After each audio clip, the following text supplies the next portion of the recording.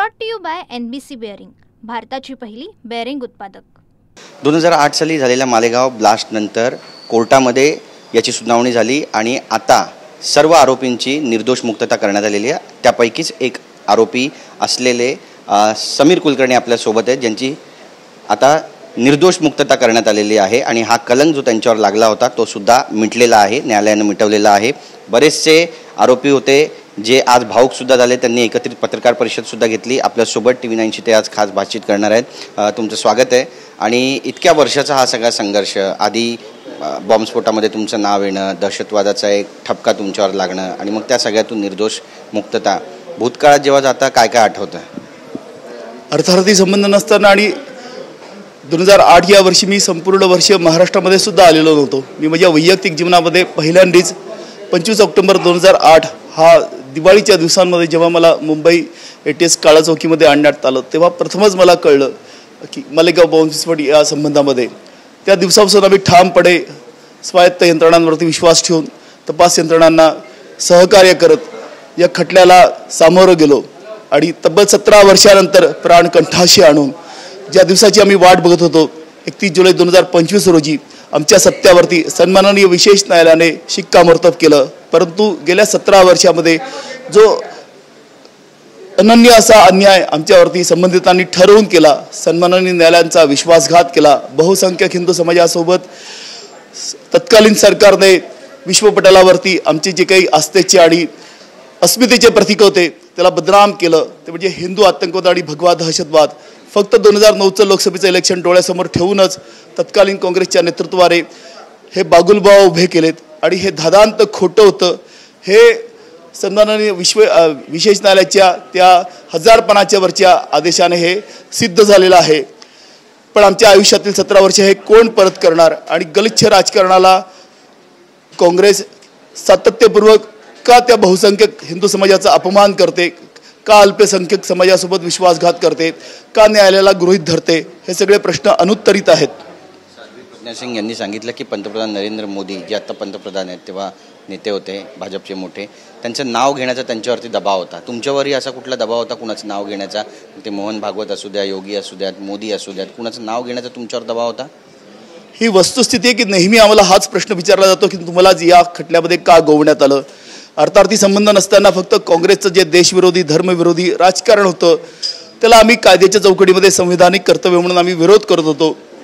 आणि साध्वी प्रज्ञा सिंग ठाकूर या गुजरातच्या राहणाऱ्या होत्या, कधी ना कधी संबंध आलेला असेल म्हणून त्यांना नरेंद्र मोदींचं नाव घेण्यामध्ये भाग पाडलं। आणि आम्हाला सुद्धा, आम्ही फक्त टीव्हीवरती आणि वर्तमानपत्रांमध्ये ज्यांची नावं ऐकली होती, बघितलं होतं, अशा श्रद्धेय विद्यमान सरसंघचालक मोहनजी भागवत, श्रद्धेय योगी आदित्यनाथजी, प्रवीण तोगडियाजी, श्री रविशंकरजी, ते तिळमात्र कधी संबंध नव्हता आमच्या त्या सामाजिक जीवनामध्ये। कधी कुठल्या कार्यक्रम उपक्रमामध्ये आम्ही यांना भेटलो नाही, बोललो नाही, पण यांची तुम्ही नावं घ्या आणि साक्षीदार व्हावा म्हणून आमच्यावरती प्रचंड दबाव दिला, प्रचंड मारहाण केली।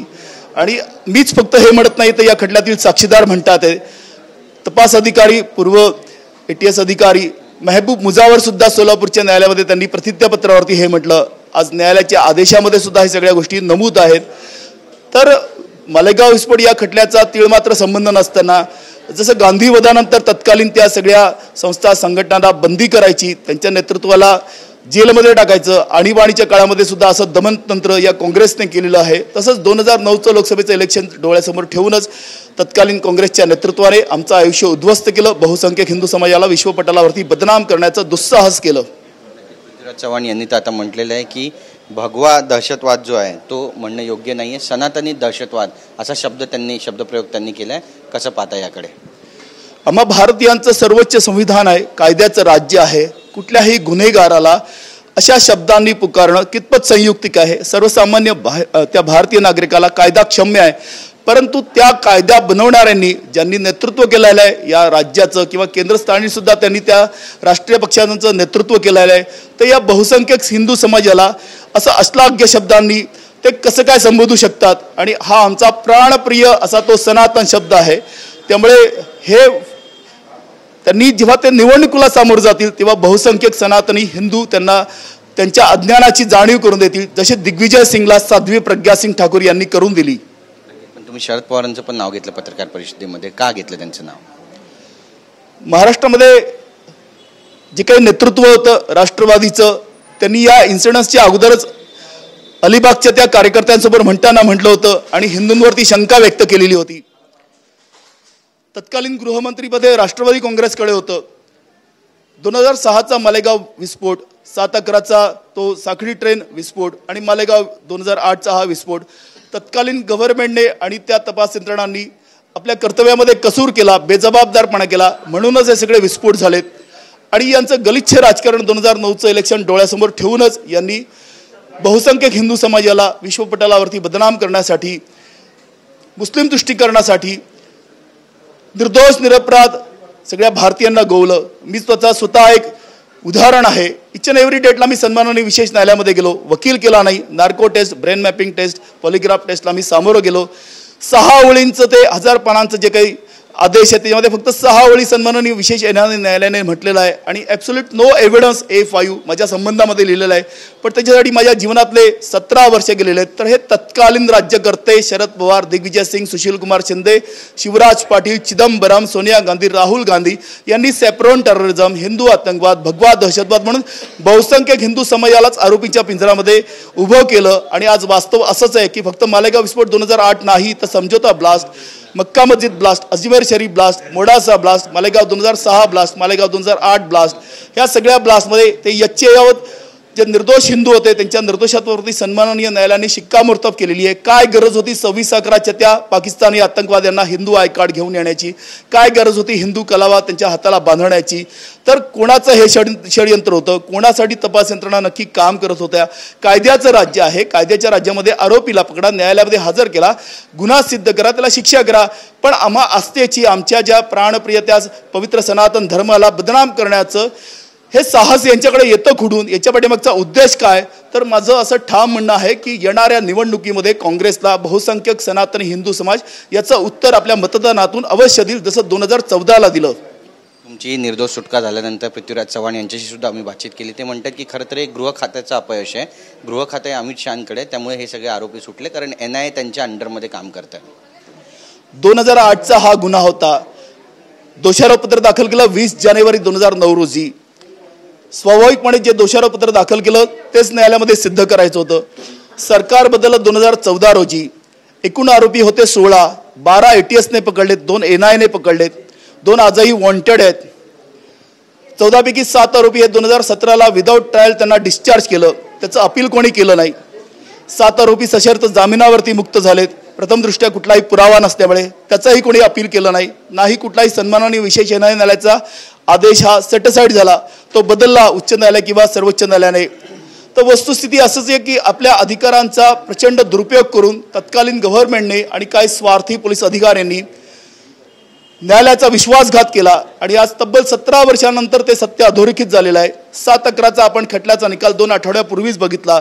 तर ही संपूर्ण जी काही टोळी होती, जे राज्यकर्त्यांच्या इशारावरती इथल्या करदात्या भारतीयांचं आयुष्य उद्ध्वस्त करत होती, तर त्याचा सगळा आपण जर एकंदरीत विचार केला तर आपल्याला नक्कीच लक्षात येईल की गलिच्छ राजकारणाची ती नीच पातळी तत्कालीन गव्हर्नमेंटने, काँग्रेसने ही गाठलेली होती. आंतरराष्ट्रीय कट होता असं पण तुम्ही म्हणताय, आंतरराष्ट्रीय कट नेमका काय होता? मी सर्वसामान्य भारतीय, मला याच्याबद्दल अनभिज्ञता आहे, पण नक्कीच आपला देशाचा जो शत्रू आहे त्याची जी काही गोपनीय तपास यंत्रणा आहे, ISI आहे, तर हे नक्कीच भारतामध्ये असं षडयंत्र करण्यासाठी नेहमीच आम्ही वर्तमानपत्रातून किंवा प्रचार प्रसार माध्यमाच्या बातम्यातून ऐकत असतो. काय गरज होती त्या कसाबला समीर चौधरीचं हिंदू आय कार्ड घेऊन येण्याची? त्या तत्कालीन सगळ्या पाकिस्तानी आतंकवाद्यांना काय गरज आहे त्या पाकिस्तानला आमच्या या निरपराध करता त्या भारतीयांचा जीव घेण्याची? याला जबाबदार नक्की कोण? यांना कोण मुकसंमती देतं?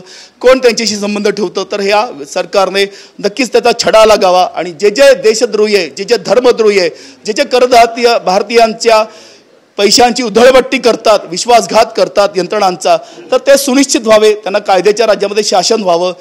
कुठल्याही त्या प्रामाणिक करदात्या भारतीयाचं आयुष्य असं उद्ध्वस्त होऊ नये, अशीच माझी आज इच्छा आहे. सगळे आरोपी आता निर्दोष सुटले. मालेगावचा ब्लास्टही झालेला आहे आणि बराच काळ लोटलेला आहे. आता प्रश्न अजूनही अनुत्तरितच आहे की मग ब्लास्ट केला कोणी?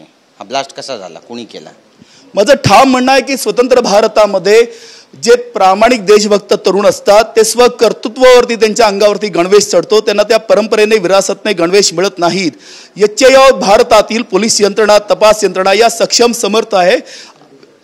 त्या व्यावसायिकदृष्ट्या प्रशिक्षित आहे, परंतु त्या स्वायत्त नसल्यामुळे सत्ताधाऱ्यांच्या गलिच्छ राजकारणासाठी काही संबंधित अधिकारी सरकारचं ते ताटाखालचं सत्ताधाऱ्यांचं ताटाखालचं मांजर बनून ते तपास करतात.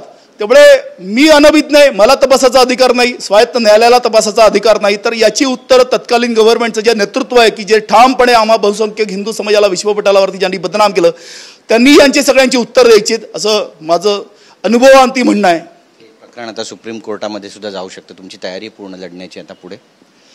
गेल्या 17 वर्षामध्ये आमच्या छोट्याशा अर्जाचं सुद्धा जी काही आहे पीडितांसाठी उभी असलेली जमाते उलेमा हिंद नावाची संघटना आहे, त्यांचे वकील आमच्या छोट्या छोट्या गोष्टींच्या विरोधामध्ये सुद्धा सन्माननीय सर्वोच्च न्यायालयामध्ये अपील केलेलं आहे त्यांनी.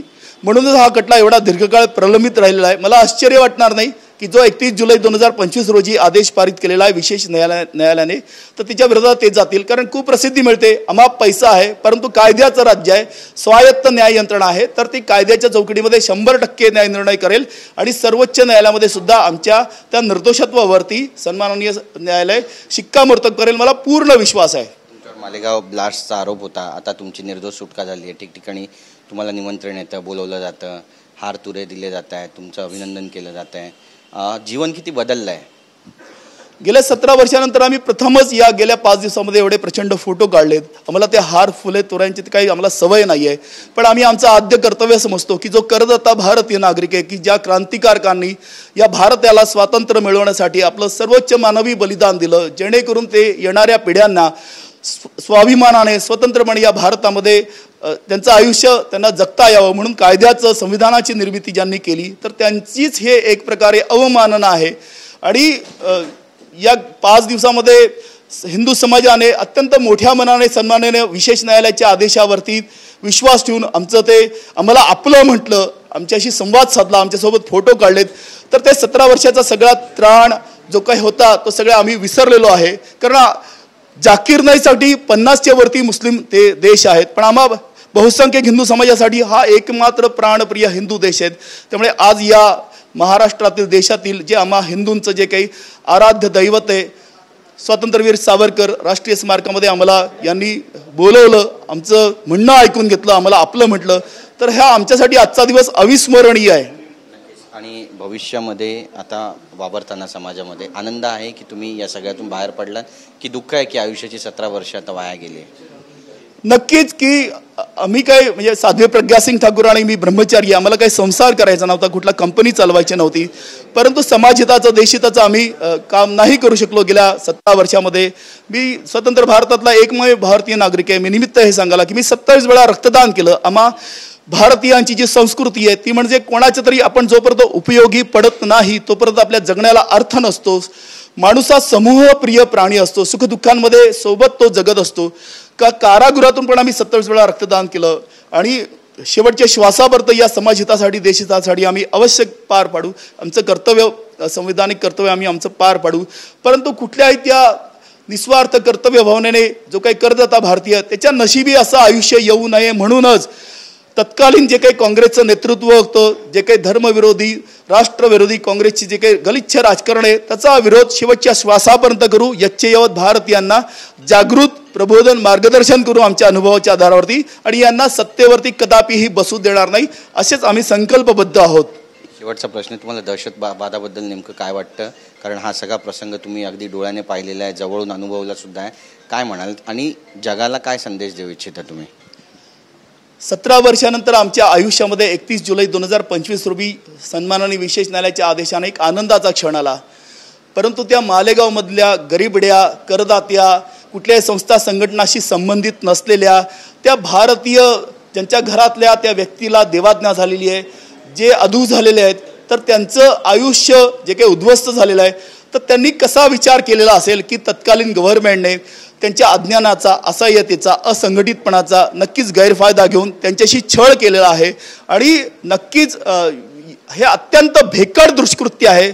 जगाच्या पाठीवरची यच्चेवत बॉम्बस्फोट जे कायद्याचे समर्थक आहे, जे न्यायप्रिय व्यक्ती आहेत, ते कधी कोणी समर्थन करणार नाही. आमचा पवित्र सनातन हिंदू धर्म, आमचे धर्मग्रंथ, आमचे धर्मगुरू, आमचे आदर्श हे कधीही अशा भ्याड हल्ल्याचा समर्थन करणार नाही, आम्हीही केला नाही, त्याचं राजकारण केलं नाही, त्याची उपजीविकेचं साधन आम्ही बनवलं नाही. त्यामुळे नक्कीच त्या अशा आतंकवाद्यांना, दहशतवाद्यांना गेल्या 17 वर्षापूर्वीच पकडून फाशीवरती लटकवणं संयुक्तिक ठरेल. कुठल्याही जगातल्या गुन्हेगाराला शिक्षा मिळणं हे संयुक्तिक आहे.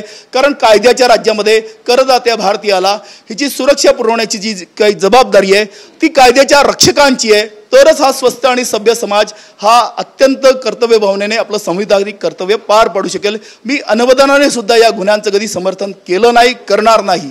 आमच्याशी बातचीत केल्याबद्दल, वेळ दिल्याबद्दल. कॅमेरा पर्सन आदिलसह Girish Gaikwad, TV9 Marathi, Mumbai. Brought to you by NBC bearing, भारताची पहिली बेअरिंग उत्पादक.